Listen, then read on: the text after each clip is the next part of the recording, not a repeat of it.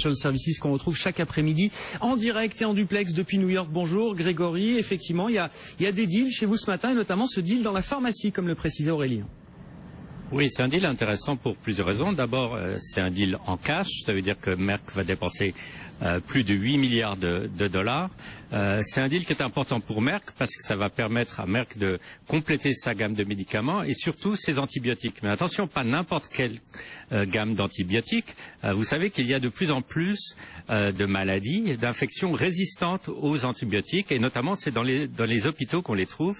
Un exemple, il y a 23 000 Américains qui meurent de ces infections chaque année car les antibiotiques qu'on utilise ne sont plus efficaces. Alors Cubist a des antibiotiques qui sont eux vraiment à la pointe. C'est une compagnie biotechnologique et Merck espère qu'en 2016 ça sera déjà un deal accrétif et en tout cas même en 2015 ce deal va amener 1 milliard de revenus de plus à Merck. Donc en principe un deal qui devrait être bien salué par les marchés. Voilà pour environ 8 milliards de dollars donc en cash. C'est un deal qui se fait en cash. Merck qui rachète donc Cubist Pharmaceutical et puis un mot du pétrole. On finit pas d'en parler. On voit encore l'ouverture du baril à New York là qui est en très nette baisse. On n'a pas encore de plancher pour ce pétrole que ce soit le WT ou le Brent de la mer du Nord d'ailleurs Grégory.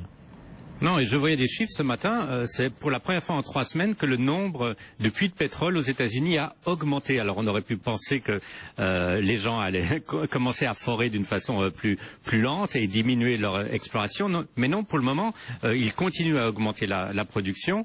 Donc il va falloir attendre, je pense, un certain temps avant qu'il y ait une diminution de la production aux États-Unis qui amènera une hausse des prix. Et tant qu'on continue à augmenter sa production, on peut attendre que les prix vont continuer à baisser.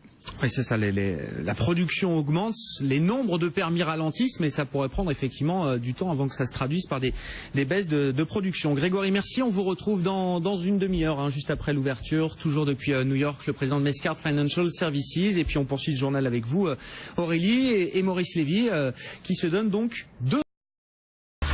Bon, pas énormément de mouvement à Wall Street après 20 minutes de cotation. Grégory Volokin, on vous retrouve sur place. C'est vrai que les marchés commencent timidement la semaine. Il y a dans l'actualité un deal dans la pharmacie. Nous, on a un deal dans la chimie des matériaux entre le Saint-Gobain, le français, et le suisse Sika. Vous, c'est à nouveau, j'ai envie de dire, dans la pharmacie. C'est vrai que c'est un secteur qui aura quand même marqué cette année en matière de fusion-acquisition. Oui, on sait que les grandes compagnies pharmaceutiques, les Pfizer, les Merck, les Bristol Myers, ont absolument besoin de nouveaux médicaments, de nouveaux produits, que de se développer en interne organiquement, c'est extrêmement difficile. Donc, des rachats de compagnies qui ont des médicaments prometteurs, ce n'est pas du tout étonnant. Dans le cas de ce qui se passe aujourd'hui, Cubist, c'est une compagnie biopharmaceutique qui est spécialisée dans les antibiotiques, mais attention, pas n'importe quel antibiotique, les antibiotiques qui sont en gros les antibiotiques de dernière chance. Il faut savoir qu'il y a beaucoup actuellement de maladies infectieuses et notamment dans les hôpitaux pour lesquels les antibiotiques traditionnels sont devenus totalement inefficaces. Et ça amène alors beaucoup de décès. Le chiffre aux États-Unis est impressionnant, 23 000 décès dus aux maladies infectieuses dans les hôpitaux avec des antibiotiques qui ne marchent pas. Alors Cubist, 80% de leur revenu vient d'un médicament qui s'appelle Cubi, qui est d'ailleurs un antibiotique de dernière chance. Ça va permettre à Merck déjà l'année prochaine d'augmenter ses revenus, parce qu'on parle quand même aussi de business, d'augmenter ses revenus de 1 milliard de dollars, et ça va être accrétif dès l'année d'après pour Merck. Donc les marchés, en principe, aiment ce genre de deal. Eh ben oui, bon, le titre Cubist, c'est normal, qui progresse là de 35%, qui s'aligne sur l'offre de Merck, le titre Merck, qui est en progression cet après-midi. Et puis alors, il faut juste le rappeler, là on avait parlé avec vous il y a quelques semaines maintenant, c'était le départ brutal du patron d'United Technologies, donc c'est un énorme conglomérat industriel américain. On n'avait pas compris à l'époque le départ de ce grand patron américain qui était quand même vraisemblablement très respecté.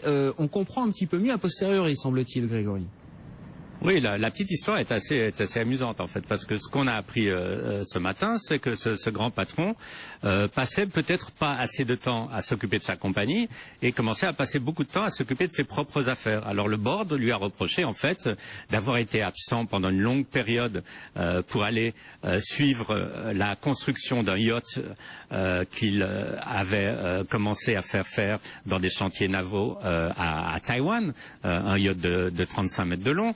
On lui reprochait de passer beaucoup de temps à des activités philanthropiques, c'est une très très bonne chose, mais il faut savoir que UTX est un énorme conglomérat avec des activités aussi bien dans la défense que dans l'aviation, que dans la construction. Il faut vraiment un patron à plein temps. Donc le board lui a dit, écoutez, on peut comprendre vos goûts pour la navigation et pour aider les gens qui en ont besoin, mais on a besoin de quelqu'un qui s'occupe un peu plus de notre boîte. Donc ils lui ont donné un peu plus de temps libre du coup, hein, c'est ça. Alors là, il aura beaucoup de temps libre et il aura aussi beaucoup d'argent. Il faut savoir que c'était un des patrons les mieux payés aux États-Unis, en moyenne plus de 30 millions de dollars par année. Et ben voilà, il pourra profiter de son yacht et superviser la fin de la construction. Plus sérieusement, Grégory, alors là, on suivra tout ça de très près jeudi, hein, grâce à Sabrina qui sera pour nous au New York Stock Exchange. Ça se passera au New York Stock Exchange, l'introduction en bourse de Lending Club, donc dirigé par un Français, on le rappelle, le Français Renaud Laplanche. C'est une boîte qui est connue depuis un moment, depuis très longtemps même semble-t-il aux États-Unis, hein, qui a levé de l'argent auprès d'investisseurs prestigieux et donc qui voit sa capitalisation exploser. Là, on a relevé encore la fourchette de prix d'introduction, Grégory. Oui, puisque là on parle de plus de 14 $. Je dirais surtout, c'est une boîte, une compagnie qui a inventé un secteur d'activité qui n'existait pas en fait, parce que le Lending Club, qu'est-ce qu'ils font? Ils mettent face à face des gens qui veulent prêter de l'argent à des emprunteurs, sans passer par le circuit bancaire traditionnel. Alors évidemment, c'est quelque chose qui n'existait absolument pas et qui a été permis par le développement de l'informatique. Hein. Il faut savoir que Lending Club utilise des logiciels extrêmement sophistiqués pour pouvoir faire le screening des gens qui qualifient pour ces prêts financiers. Donc vraiment là, chapeau pour Renaud Laplanche. Non seulement il va réaliser une très importante introduction en bourse, mais il a inventé un nouveau secteur d'activité financier qui aura des très très très beaux jours encore devant soi. Ce sera à suivre jeudi après-midi dans Intégral Bourse. C'est Sabrina qui s'occupera de nous faire suivre cet événement donc depuis le New York Stock Exchange. Merci beaucoup Grégory. Grégory Volokin, le président de Mescart Financial Services à New York, chaque après-midi avec nous dans Intégral Bourse. On marque une pause, on se retrouve pour le journal de l'économie de 16h et puis juste après c'est Eric Venet qui sera avec nous, le directeur de la gestion de Montbleu.